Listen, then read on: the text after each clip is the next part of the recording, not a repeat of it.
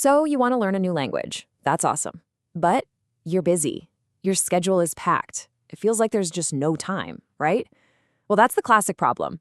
And in this explainer, we're going to break down how you can actually find that time, even when it feels like there isn't a single minute to spare. And let's just start with this idea right here, because it's so important. This isn't about some fantasy where you quit your job and move to another country. No, this is about changing the way we think about time itself.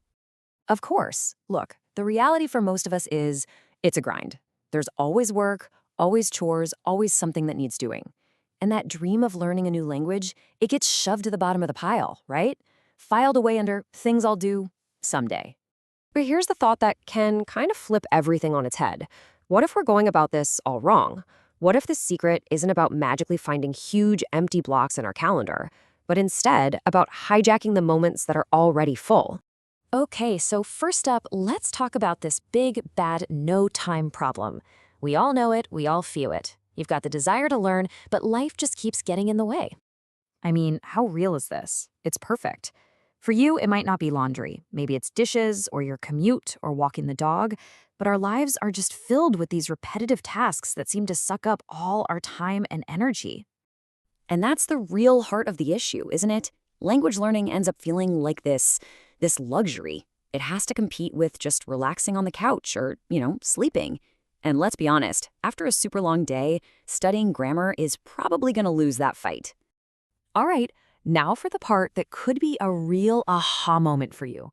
This is a huge distinction that totally reframes the problem and gives us a brand new strategy. So this idea comes from a linguist named Stephen Krashen. And think about it. When you were a kid, you didn't learn your first language by studying grammar books, right? You just soaked it up like a sponge. That's acquisition. Learning, on the other hand, is what we all remember from school. The drills, the memorization, the stress of trying to get the rules right. And when you see it laid out like this, it's so clear. Our mission, if we choose to accept it, is to drag as many of our activities as we can out of that stressful learning column and drop them right into the chill, low-anxiety acquisition side. We want to make this feel natural, not like a pop quiz. Okay, so that's the million-dollar question, isn't it? How do we actually do that? How do we make this stuff practical and turn our chaotic, busy lives into a place where we're just subconsciously picking up a new language? So let's get into the toolkit. We're going to cover some really simple, super effective strategies to turn your everyday world into your own personal language lab. The first tool is a game changer. It's called habit stacking, and it is so powerful because it has nothing to do with willpower. You just find something you already do without thinking, like making your morning coffee, and you literally attach your new language habit to it. The old habit becomes the automatic trigger for the new one. Simple as that. And here are some perfect examples. That mountain of laundry we talked about?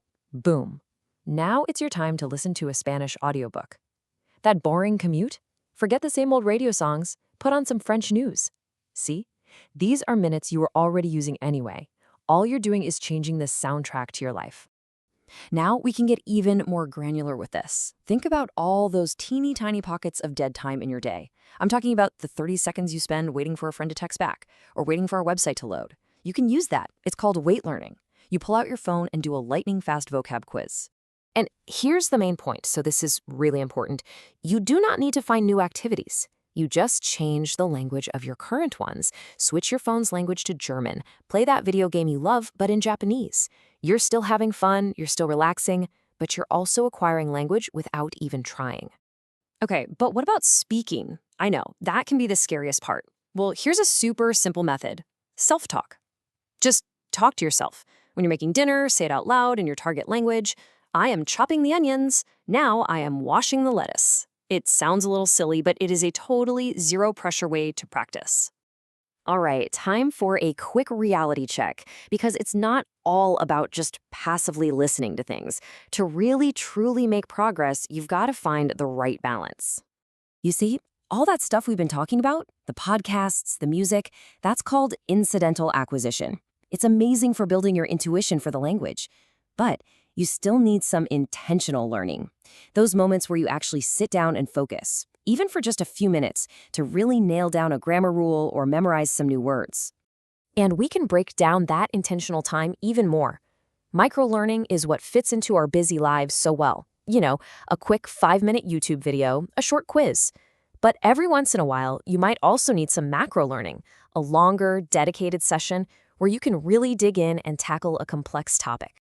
And the key is that these two things are not enemies. They're a team. They work together. Your longer sessions build the foundation, and all that daily microlearning and incidental acquisition keeps everything fresh. It makes the language a real living part of your day. So, what's the big takeaway here? After all this, what's the one thing you really need to remember? It's this, right here. Please stop aiming for that perfect 2-hour study session that you never actually have time for.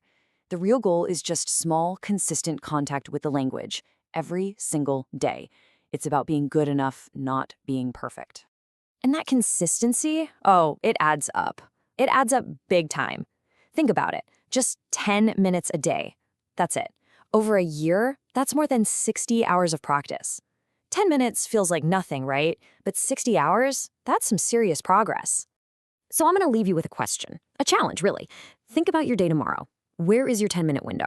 Is it when you're brewing your coffee? Is it on your commute? While you're waiting for the microwave? Find that little slot of time and claim it. It might just become the most powerful 10 minutes of your entire day.